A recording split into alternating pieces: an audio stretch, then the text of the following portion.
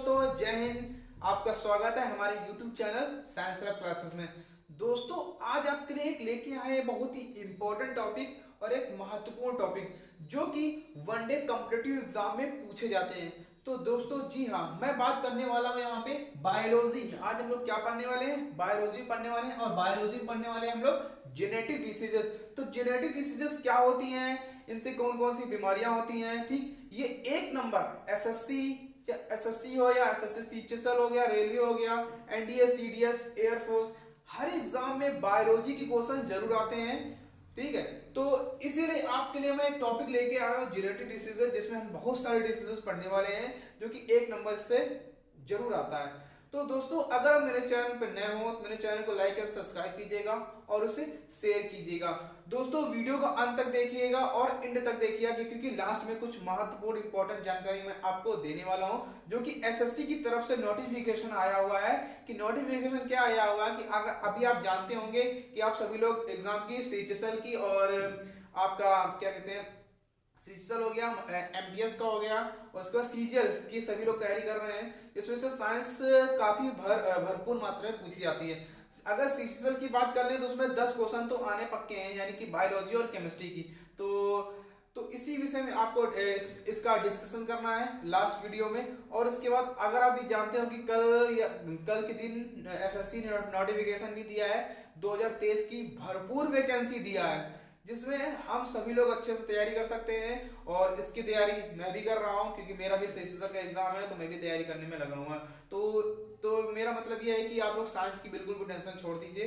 फिर केमिस्ट्री और बायोलॉजी, यानी कि यहाँ से मैं 10 नंबर आपको क्या कराऊंगा, 10 नंबर तो मैं आपको यहाँ से क्लियर ही करा दूंगा। ठीक, ये पासिंग मार्क होते हैं। साइंस का जो भी सब्जेक्ट होता है, साइंस का जो भी पोर्शन होता है, चाहे वो फिजिक्स हो, चाहे केमिस्ट्री हो, चाहे बायोलॉजी, ये सब्जेक्ट जो होता है वो पासिंग मार्क लेके आता है। क्योंकि हर चीज यहाँ पे बेसिक चीजें हम लोग पढ़ते हैं। क्या पढ़ते हैं? बेसिक चीजें पढ़ते हैं।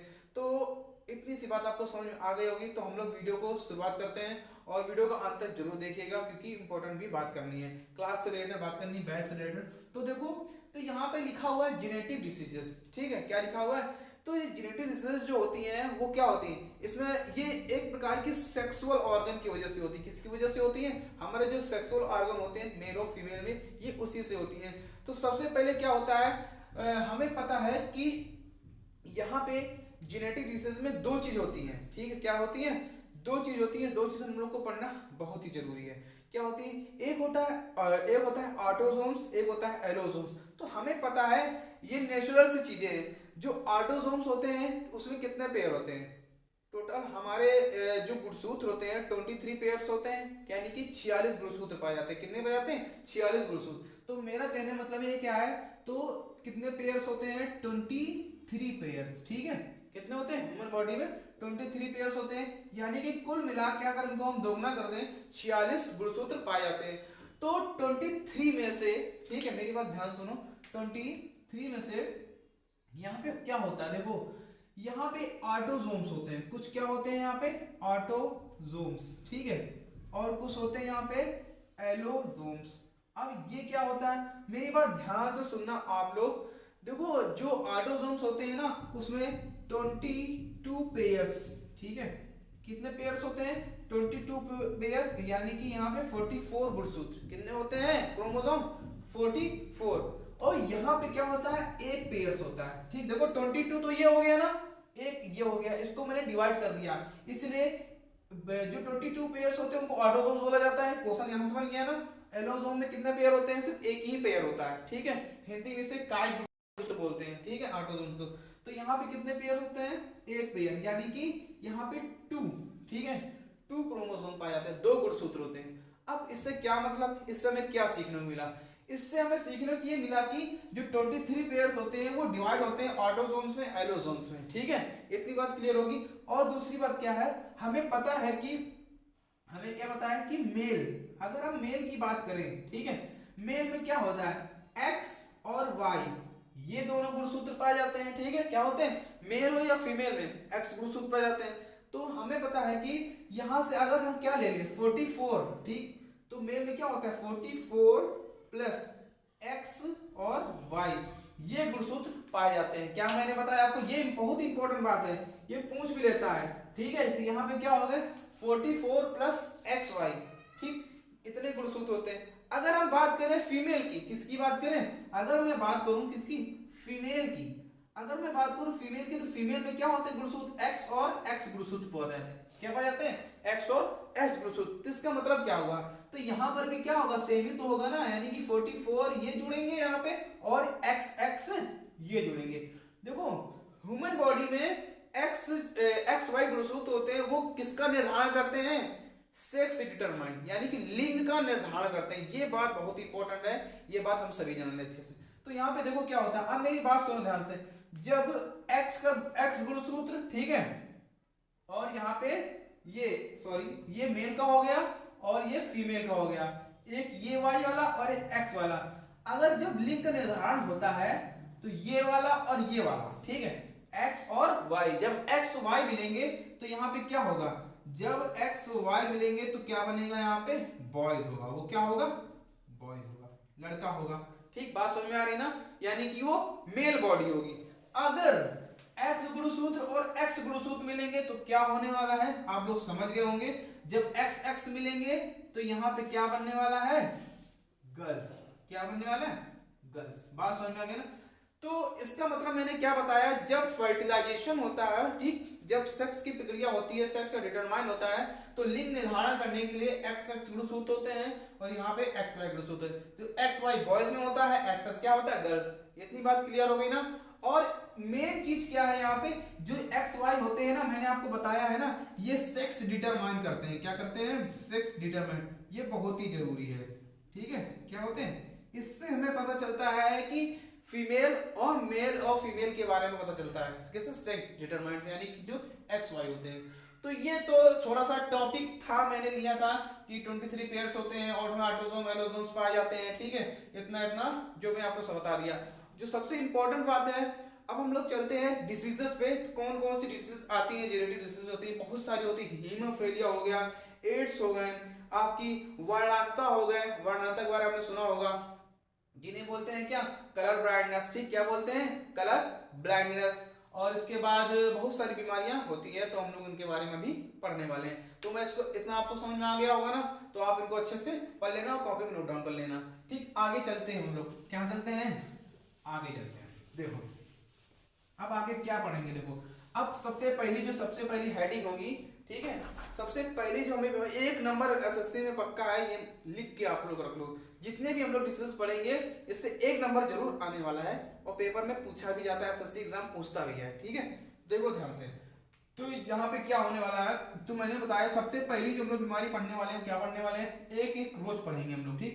कलर ब्लाइंडनेस, ठीक है। क्या पढ़ेंगे, ब्लाइंडनेस, जिसे बोलते हैं वर्णांधता, ठीक। क्या बोलते हैं, वर्णांधता।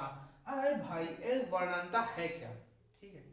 ये वर्णांधता क्या होती है, ये जेनेटिक डिसीजेस होती है। क्या होती है, जेनेटिक डिसीजेस। और ये कैसे होती है, मैं आपको बता दूं, जब क्रोमोसोम, ठीक है, किसमें, क्रोमोसोम यानी गुणसूत्र या जीन में क्या होती है, प्रॉब्लम आती है, या जीन की वजह से होती है। किसकी वजह से होती है, क्रोमोसोम और जीन की वजह से होती है। यानी कि जब क्रोमोसोम जीन में कोई प्रॉब्लम आती है तब ये बीमारी होती है। तो इसमें क्या क्या होता है, इसीलिए इसको हम लोग बोलते हैं एक्स लिंक्ड, ठीक है।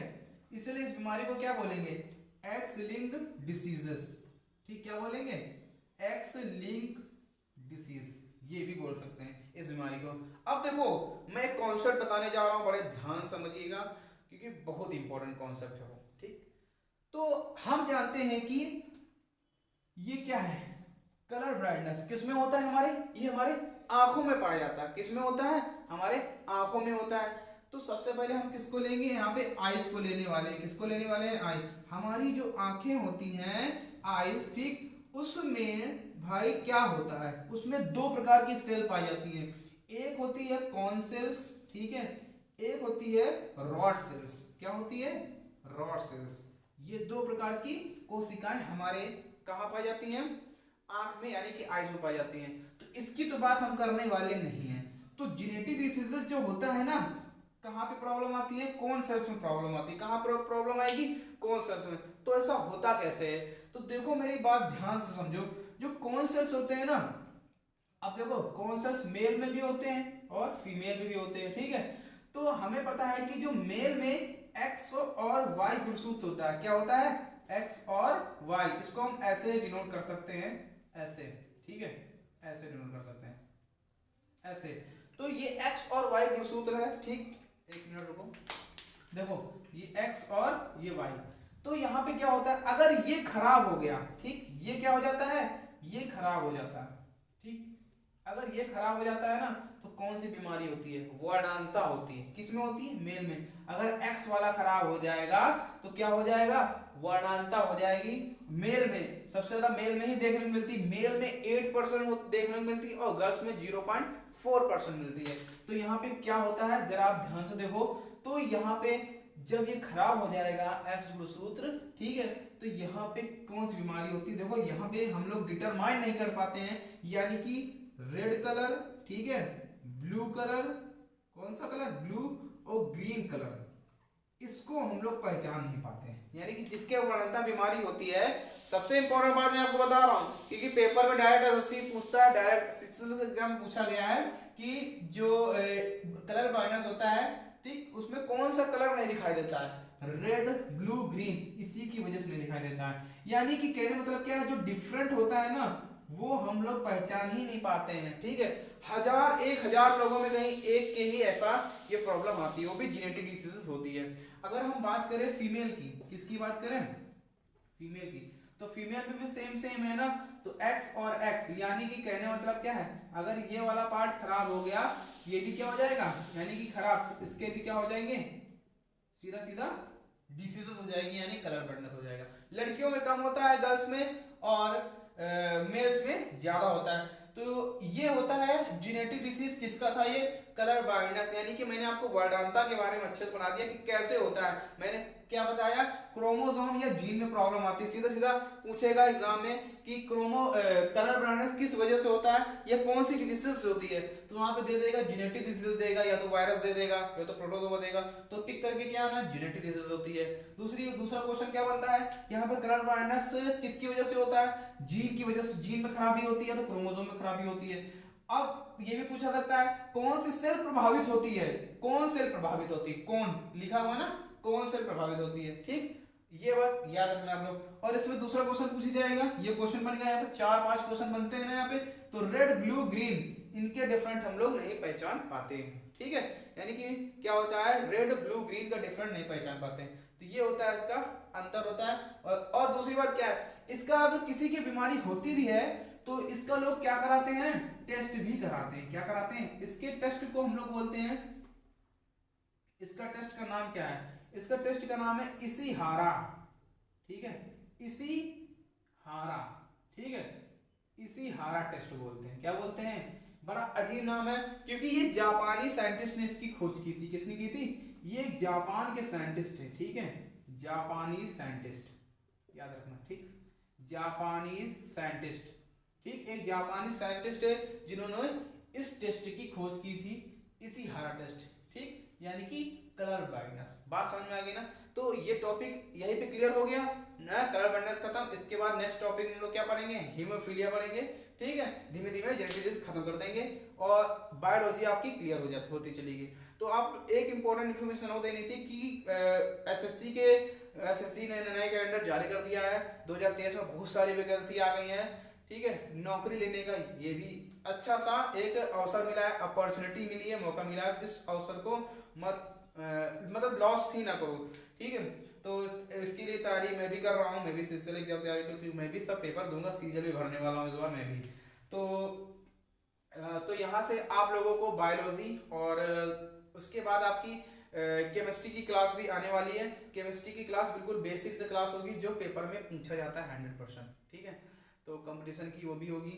तो आपको क्लास अच्छी लगी हो तो मैंने आपको अच्छे से समझाने की कोशिश भी किया है, क्लास को समझ में आ गई हो तो मेरे चैनल को लाइक एंड सब्सक्राइब कीजिएगा, और सब्सक्राइब जरूर कीजिएगा, और वीडियो को शेयर भी कीजिएगा, और उसे अंत तक जरूर देखिए, कमेंट करके जरूर बताइए वीडियो कैसा लगा। तो आज के लिए मैं यहीं पे रखता हूँ, तो जय हिंद।